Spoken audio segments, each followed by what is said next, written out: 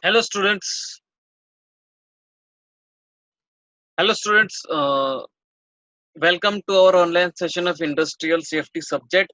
This is the subject of semester 3 for the students of mechanical engineering and structural engineering. Okay. So we are now in module number 1. We have done previously 5 sessions regarding the industrial safety subject. Now we are in the 6th session. Okay. So basically we are doing all those topics that are required for GTU syllabus. Okay. So we are now present in the module number 1 that we have done many topics and we are proceeding further. So in last lecture we have done the Factories Act 1948 where we have done the health uh, topics health section of the 1948 Factories Act. Now we are moving towards the safety. Okay.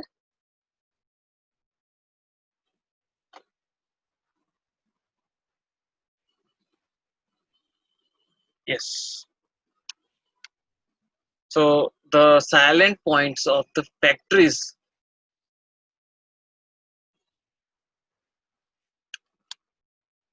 Act 1948 for health and safety.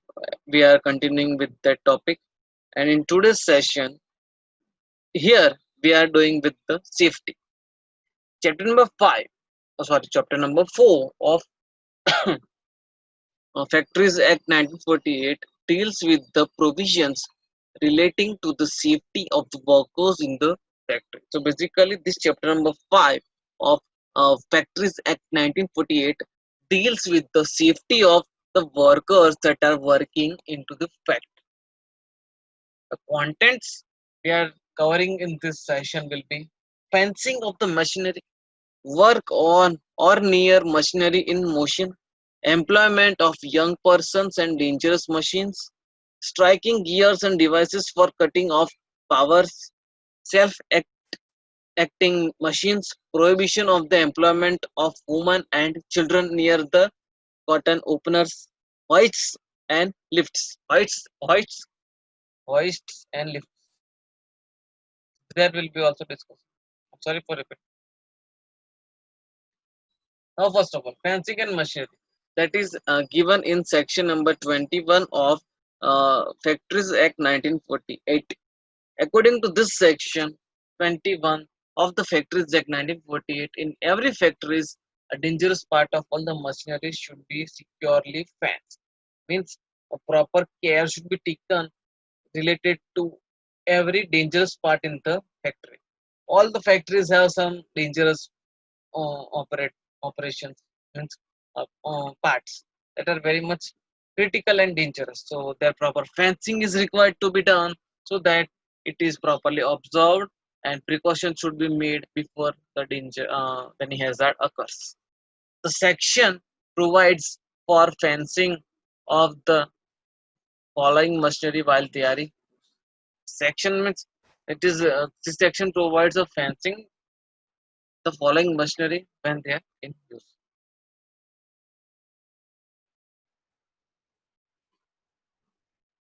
Every moving part of the prime mover and every flywheel connected to the prime mover, whether the prime mover or flywheel or is in the engine or hoist. The head race and the tail race of the every water wheel and water turbine, any part of the stock bar which project beyond headstock of the lathe and the following should be securely fenced. That is every part of the electric generator, a motor or a rotary converter, every part of the transmission machinery and every dangerous part of every machinery. These all things are required to be properly fenced so that any kind of a during accident no big hazard takes place. And as a result of this, the life of the workers working in the factory will be saved. Work on or near the machinery in motion. Examination shall be carried out only by specially trained male workers. Means proper trained workers are required, especially the male workers are required for carrying out the examination of the machines and all the things. They should wear tight fitting clothes. They should wear they should not wear loose clothes so that it's come in contact with the machinery when they are operating with these machines. So they should wear the tight. Such workers shall not handle a belt at a moving tool. No woman or a young person shall be allowed to clean or lubricate or adjust any part of the prime mover. Employment of the young person on the dangerous section. Okay, it's dangerous machines. Then this whole employment of the young person on the dangerous machines is given in section number 23 of the Factories Act 1948.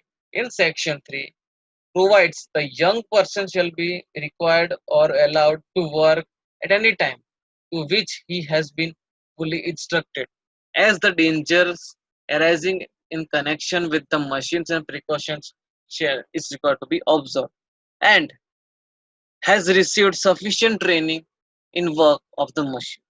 Inadequate supervision by the person who has through knowledge and experience of the person means proper things are required to be carried out. Means a person is which is involved in the operation should have sufficient training in work at the machine. Means he should have proper skill of work, and he should be under the supervision of the person who has the thorough knowledge and experience of the machine. Striking gear and device for cutting off power. This is given in section number 24.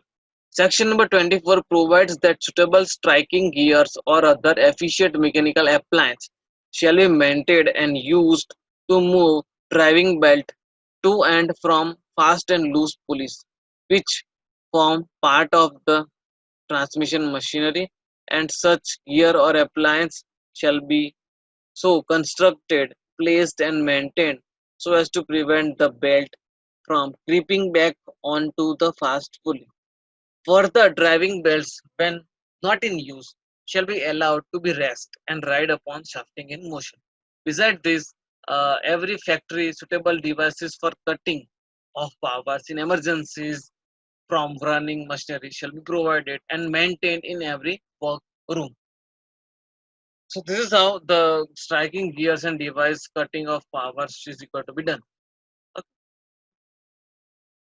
self-acting machine, and the clause is given in section number 25 in Factories Act 1940.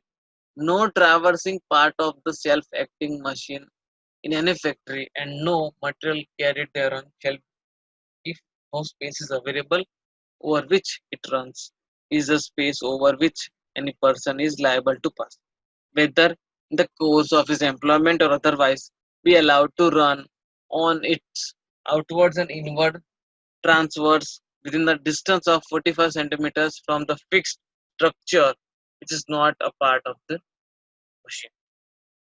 So this is how the self-acting machine is required to be operated. Prohibition of the employment of women and children near the cotton openers. So in any part of the factory where cotton openers is at a work for pressing cotton, no woman or child is required to be employed at this place, provided that the inspector may be in particular case specifying in writing that the woman and the children should be employed on the side of the partition where the feed end is situated. So basically this in section number 27, this says that in case of the place where the cotton openers is being used, there no woman and the child should be employed. And if it is required to be employed, then inspector at a particular place specify in writing that why those women or children are employed. So proper writing should be made for a reason why they have employed the women and the children at the place of the cotton opener. So this is all related to the safety of the workers, and these all things are given in the section Factories Act 1948. So thank you for attending this session. I will be meeting you in the next session. Thanks for attending.